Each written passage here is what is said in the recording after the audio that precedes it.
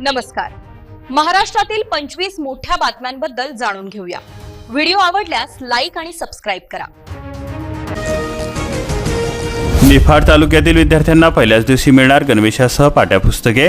304 शाळांमधील 43,439 विद्यार्थ्यांना मिळणार लाभ.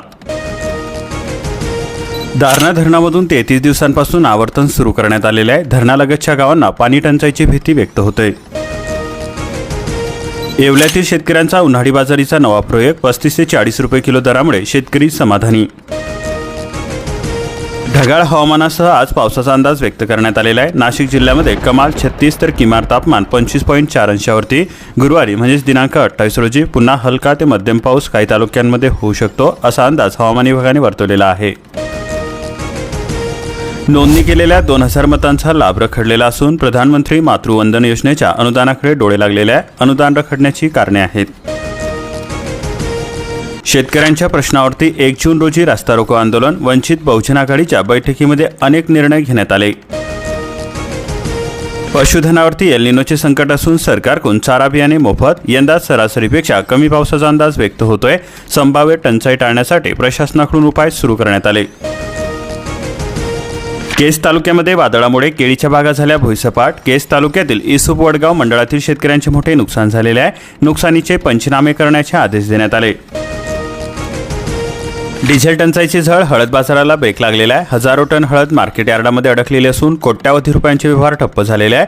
व्यापाऱ्यांसह शेतकऱ्यांसमोर नवे संकट. खरीप हंगाम तोंडावरती आणि कृषी सहाय्यकच मिळेना. 2 मंडळामध्ये प्रभारी राज. वसमत तालुक्यातील 119 गावांचा कारभार केवळ 36 कृषी सहाय्यकांवरती आहे. कामांना गती मिळेना.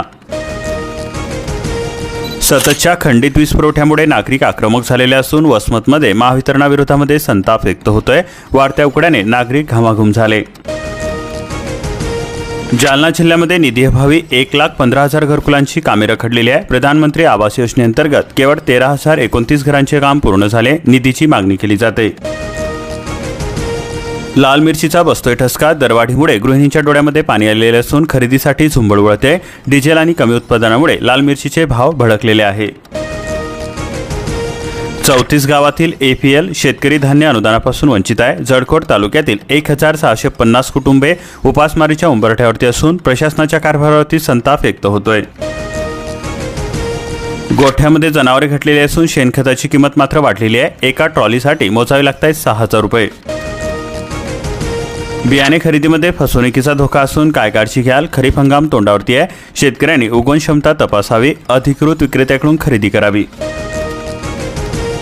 डिझेल टंचाईमुळे मशागती ठप्प झालेल्या असून हंगाम तोंडावरती आहे. शेतकरी संकटामध्ये सापडलेला आहे. ट्रॅक्टर थांबवले. प्रशासनाकडून उपाययोजनांची मागणी केली जाते. बैलजोडीच बरी म्हणायची वेळ आलेली आहे. शेतकऱ्यांना पीक कर्ज देण्यास टाळाटाळ करणाऱ्या बँकांवरती गुन्हे दाखल करावेत. आमदार कैलास पाटील यांची मुख्यमंत्र्यांकडे मागणी केली जाते. पीक नुकसानीचे महसूल विभागाकडून पंचनामे सुरू करण्यात आलेले आहे. पाथरी तालुक्यामध्ये अवकाळी पावसाने काही भागामध्ये मोठ्या प्रमाणावरती नुकसान झालेले आहे. तातडीने तहसीलदार यांना पंचनामे करण्याचे आदेश देण्यात आलेले आहेत. वादळी वाऱ्याने दानादान झालेले असून विजेचे खांब कोलमडलेले आहे. फळबागांचे सुद्धा मोठे नुकसान झाले. बोरी परिसरामध्ये अनेक भागात झाडे उन्मळून पडल्याने वाहतुकीचा खोळंबा झालेला आहे. सोलर पंप सुद्धा उडून गेले.